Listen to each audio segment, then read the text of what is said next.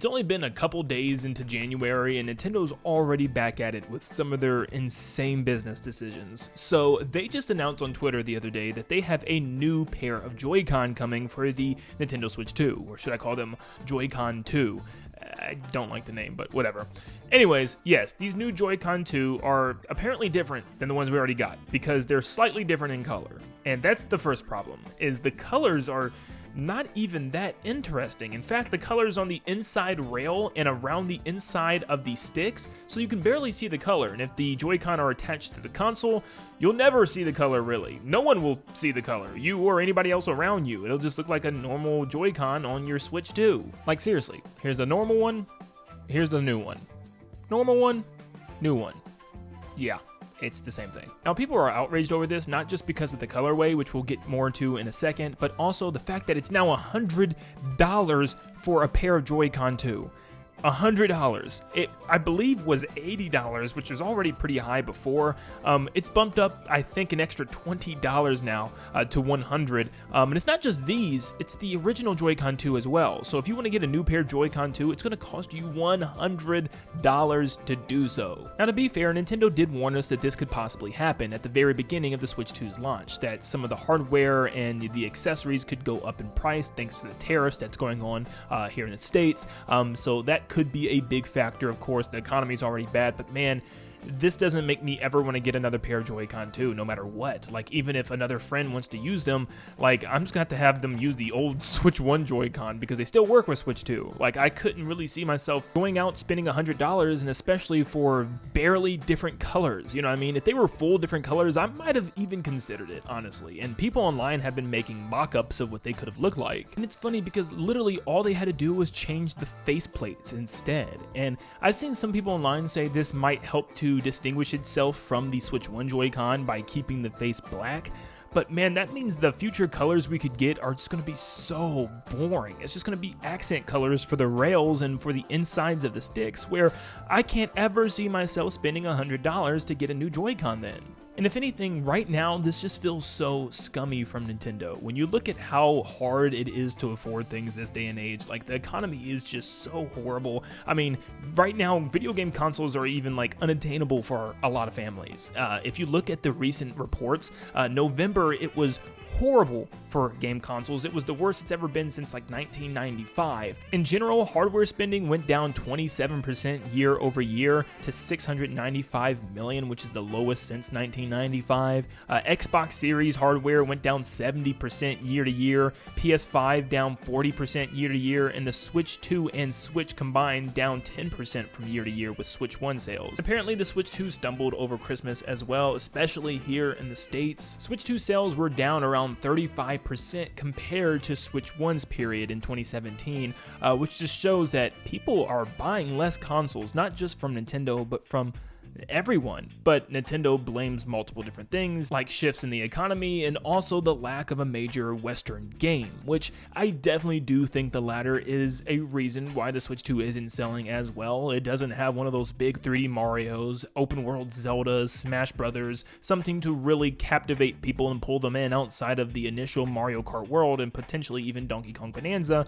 But let's face it, Bonanza didn't resonate with everybody because it's not a 3D Mario game. But I've already talked about that enough. I do think that's a major factor that plays into why Switch 2s aren't selling as well anymore as they did right out the gate. Let me also make that clear, the Switch 2 is selling really well. I mean, it sold extremely well out the gate as the fastest selling console of all time, but like I said before, it feels like it was just because people jumped onto the hype train immediately. But will the console continue to have legs? We're going to have to wait and see. But it makes it hard for people to want to go out and spend $450 on a new console, and if you need a new pair of Joy-Con now, you had to spend an extra $100, especially if you never got the Switch 1 and you just need more Joy-Con for other people to play. It's just like it's becoming extremely unlikely for people to buy any accessories for this console, let alone buy this console at all. I think the story for the Switch 2 so far has been, it feels like just the second Switch, like it's supposed to, but I mean, everything feels like it with its games and just the way Nintendo's handling certain things and its announcements, but they're charging prices as if it's like some brand new luxury thing where they need to charge extra for everything. Like, there's no reason for the Joy-Con 2 to be that much more. more. I mean, it's the same thing, but just a little bigger. There's no reason for games to be $80, especially when the finished project isn't worth that. Like, there's nothing in Mario Kart World that should be priced at $80 or, in my opinion, even $70. And I know a lot of you might say it's just Mario Kart World, we won't have to worry about that with anything else, and I highly doubt that. It's just we haven't seen anything else that Nintendo deems $80. Like, we haven't seen the next 3D Mario yet, or the next 3D Zelda game, and I'm willing to bet that the Mario or Zelda game is 100% going to be priced at $80. I mean, Nintendo just started doing $70 games with Tears of the Kingdom. Like, how are they already at $80 just another year later? And this is just some of the stuff that people are fed up with. Like, I'm not even mentioning the game key cards, which desperately needs to end, but I'm telling you right now, it's not going to.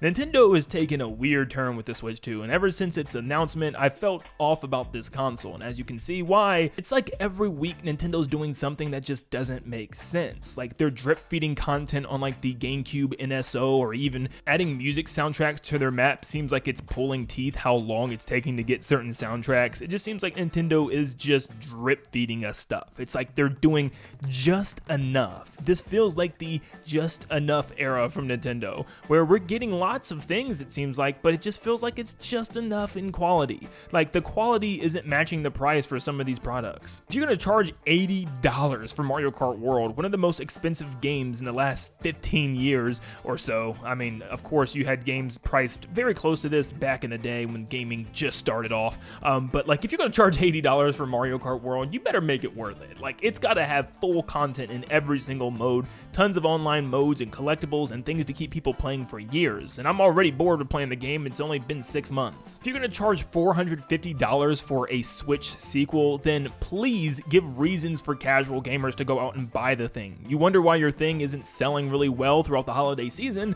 Well, it's because you don't have any major games for people to look forward to. There's games for specific niches, which is great, but where are the big hitters? Where are the system sellers? What are the things that people are going in spending this money for? The average family is not going to be able to afford a $450 console for a third Hyrule Warriors game, or for a second racing game, but this time it's for Kirby, or even for Metroid Prime 4, which has an audience for sure, but not for casual consumers throughout the holiday season. You need to have games that's going to warrant that price tag. Games that people say, you know what, I gotta go spend the $450 because look at that 3D Mario game. Look at that 3D Zelda. Look at that brand new Animal Crossing or Smash Brothers or Luigi's Mansion or Mario Maker. I mean, I could do this all day. If you're gonna charge $100 for your Switch 2 Joy-Con, at least distinguish them from the originals that the console comes with. Give them new faceplates, actually change the base color. I normally don't do this, but no, this isn't sponsored. But D-Brand has come out with faceplates for your Joy-Con 2, where you can actually change the color of them, and I think they're charging like $25 for them, so a lot of people are jumping on that, saying like, look at this is pretty cool. They even have a little like snap at Nintendo saying D-Brand does what Nintendo don't. It's just funny. I mean, lots of these accessory companies are doing exactly that, what Nintendo don't.